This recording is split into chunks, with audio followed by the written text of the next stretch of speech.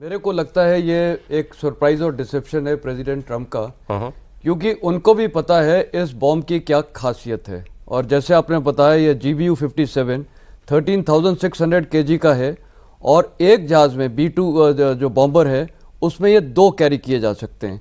उसकी carrying capacity वैसी 13,000 kg की है, लेकिन मॉडिफिकेशन करके 2 बॉम्ब्स एक जहाज़ पे कैरी किए जा सकते हैं।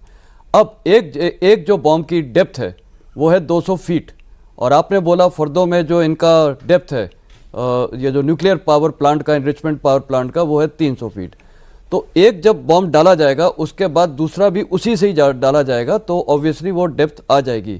तो प्रेसिडेंट ट्रंप को पता है और उनकी मिलिट्री ने बता दिया है कि ये बॉम्ब की काबिलियत है, लेकिन ये स्टेटमेंट पब्लिकली देना 2-3 इसमें मायने रखते हैं। एक तो ये हो सकता है सरप्राइज डिसेप्शन है, दूसरा आज कतार से प्रेसिडेंट ट्रंप ने अपने सारे मिलिट्री जहाज़ को उड़वा दिया है, वहाँ से सब हट गए हैं। तीसरा, उनका स्ट्रैटेजिक ऑब्जेक्टिव क्या है? स्ट्रैटेजिक ऑब्जेक्टिव बहुत क्लियर है, खमेनी को रिजीम चेंज नहीं करना है, ना उसको बर्बाद करना है। उनका एक ही स्ट्रैटेजिक ऑब्जेक्टिव है, वो ईरान को न्यूक्लियर वेपन स्टेट से रोकना है। अगर वो उनका मुद्दा है और इजराइल का भी वो मुद्दा है, ये दोनों कन्वर्जेंस वही हैं, तो उसको हासिल करने के लिए ये जो 2 हफ्ते का टाइम है ये भी एक डिसेप्शन हो सकता है। ऐसा कोई हार्ड एंड फास्ट रूल नहीं है कि ये 2 हफ्ते के बाद ही स्ट्राइक होगी। अरे वो पहले भी कर सकते हैं, पहले भी हो सकती है। तो ये एक सरप्राइज डिसेप्शन है, नंबर 1।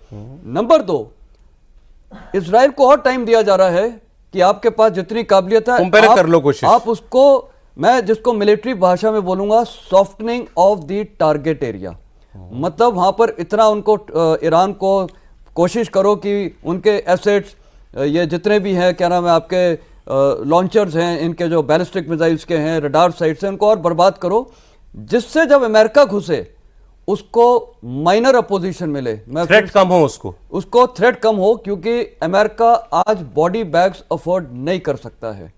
इसीलिए अफगानिस्तान जैसे या इराक जैसे वो बूट्स ऑन ग्राउंड भी नहीं उतारेगा, कोई मतलब ही नहीं है। अमेरिका सबसे बड़ी भूल करेगा, वो नॉन कॉन्ट्रैक्ट वॉरफेयर करेगा, और नॉन कॉन्टैक्ट वॉरफेयर मतलब मिसाइल्स, ड्रोन्स और ये F-35, F-15। आपने एक अच्छा पर्सपेक्टिव दिया सर। आपने पहले तो ये कहा कि 2 हफ्ते हार्ड एंड फास्ट नहीं है, ट्रंप ने कहा कि 2 हफ्ते बाद ही मैं सोच करूंगा, कुछ पहले भी कर सकते हैं। ये एक दिखावा हो सकता है, एक डिसेप्शन हो सकता है।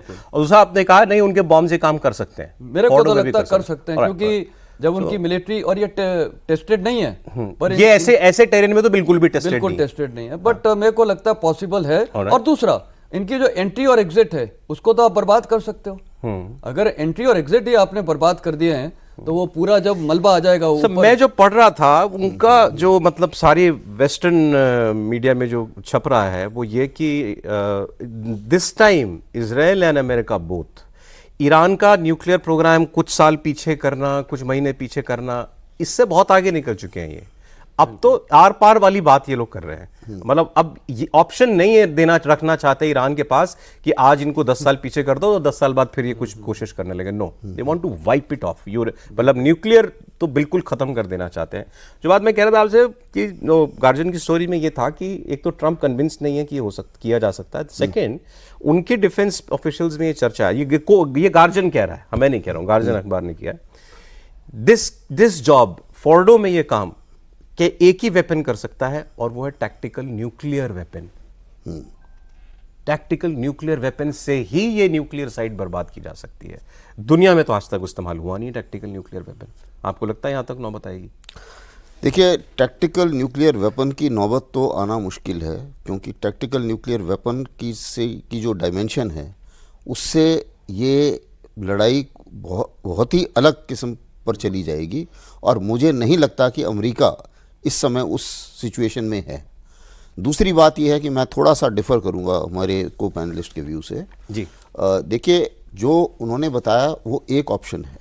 मैं भी अभी अमेरिकी थिंक टैंक्स में सभी का एनालिसिस पढ़ चुका हूँ। काफ़ी सारे थिंक टैंक कन्विंस हैं कि अमेरिका के जो GBU हैं वो इसको फोर्डो को शायद बर्बाद ना कर पाएँ। ओके। और अगर वो बर्बाद नहीं होता है तब ट्रंप ने यही सवाल पूछा उनसे कि भाई अगर ये बर्बाद नहीं हुआ तब इम्प्लीकेशन क्या है। और तभी CSIS और बाकी थिंक टैंक्स का भी ये कहना है कि अगर वो बर्बाद नहीं हुआ तो ये 100% न्यूक्लियर वेपन बना देंगे। आज नहीं तो कुछ साल बाद, आज नहीं तो कल बना देंगे वो फिर। उसके बाद में आप ये नहीं समझ सकते कि ये ईरान जो है वो न्यूक्लियर वेपन नहीं बनाएगा, क्योंकि उसके बाद में उन्हें पता है कि अगर नॉर्थ कोरिया की तरह कि अगर मेरा सर्वाइवल अगर है तो वो न्यूक्लियर वेपन के साथ ही है, तो जाए अगर मैं 80 पर हूँ तो मैं 90 पे पहुँच जाऊँगा, अगर मैं 60 पे हूँ तो भी वो 90 पे पहुँच जाएंगे, अगर ये सब कुछ बर्बाद नहीं हुआ। दूसरी चीज़ जो दूसरा एनालिसिस जो उनका ये है कि अगर आप वो नहीं कर पाए तो उसके बाद में सिचुएशन कहाँ बनी, न्यूक्लियर वेपन बर्बाद हुए नहीं, ग्राउंड में आप घुसना नहीं चाहते, अगर आप ग्राउंड में घुसे तो आपका अफगानिस्तान वाला हाल होगा। अगर आप अफगानिस्तान 20 साल नहीं जीत पाए तो आप ईरान कैसे 20 साल में ईरान कैसे जीत पाओगे? वहां तो हजारों सेना उतारने के बाद नहीं दूसरी बात, ईरान की सेना जो अभी ग्राउंड में एक्शन में ही नहीं आई है। अब ईरान की सेना जो है वो इजराइल की सेना से तकरीबन 6-6.5 लाख की उनकी सेना और रिजर्विस्ट भी उनके काफ़ी है। दूसरी चीज़ क्या है कि टेरेन वहाँ का जो सबसे बड़ी चीज़ ये होती है, क्यों ये वियतनाम में हारे और क्यों ये अफगानिस्तान में हारे, दोनों जगह पहाड़ी टेरेन है।